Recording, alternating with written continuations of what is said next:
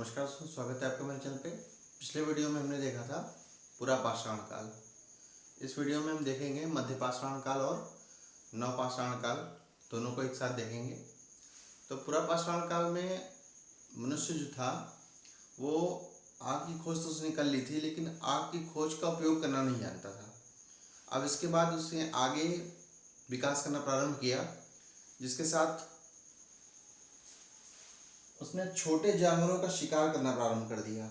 हमने देखा था कि उसने जो है कोर उपकरण और फ्लेक उपकरण और ब्लेड उपकरण बनाया था पूरा पाषाण काल में।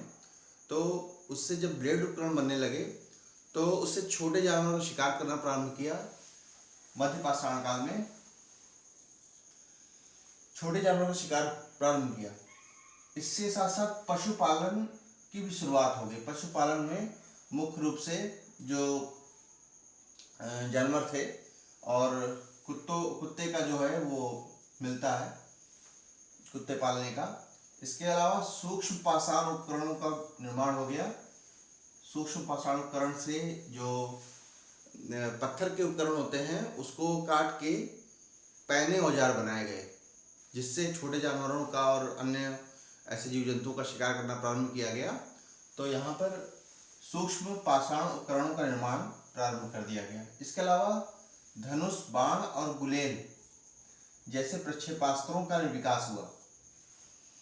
धनुष, बाण और गुलेल जैसे प्रक्षेपास्त्रों का विकास हुआ। इसके साक्ष्य मिलते हैं बागौर राजस्थान में और आदमगढ़ मध्य प्रदेश में।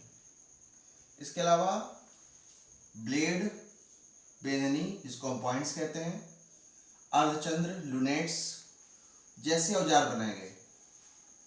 हमने बताया अभी कि पत्थरों को तराश करके उससे काफ़ी बड़ी मात्रा में बहुत ही महीन औजार और बहुत ही पैने औजार बनाए गए, जिसके आधार पर वे अन्य जानवरों, छोटे जानवरों का शिकार भी करना प्रारंभ। पहले केवल बड़े जानवरों का शिकार होता था।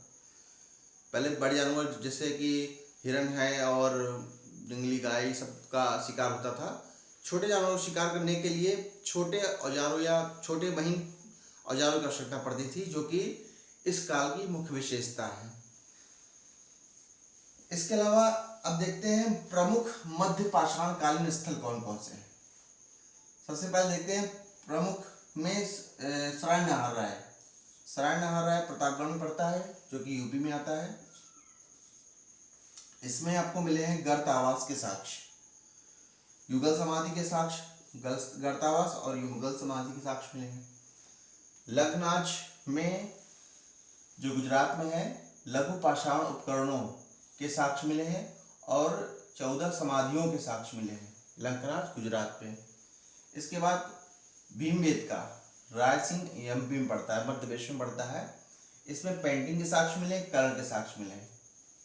इसमें इसके बाद है लिखैया। लिखैया में 14 कंकालों के साक्ष्य मिले हैं। महदहा युगल समाधि के साक्ष्य मिले हैं और दमदमा में त्रिक समाधि के साक्ष्य मिले हैं। यहाँ पे एक बात ध्यान रखिएगा, लिखैया में 14 कंकालों का साक्ष्य मिला है, जबकि लंकनाज में 14 समाधियों का साक्ष्य मिला है।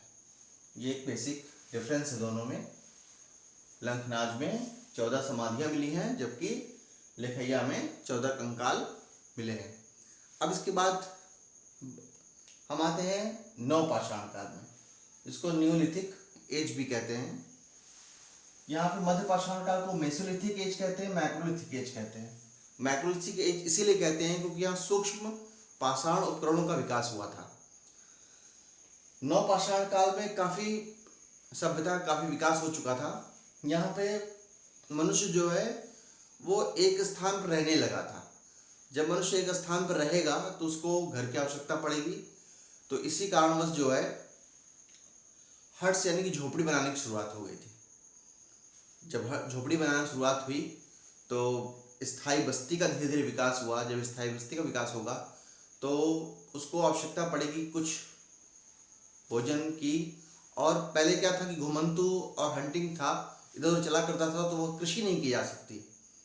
जब कोई भी व्यक्ति घुमंतू होता है या चरागाह में इधर उधर घूमता रहता है तो उसमें स्थायी बस्ती न होने के कारण वह कृषि नहीं कर सकता। कृषि तभी की जा सकती है जब मनुष्य एक स्थान पर रहे, स्थायी बस्ती हो उसकी। तो जब मनुष्य एक स्थान पर रहने लगा तो उसकी स्थायी बस्ती हुई, उसने फिर कृषि करना आरंभ किया।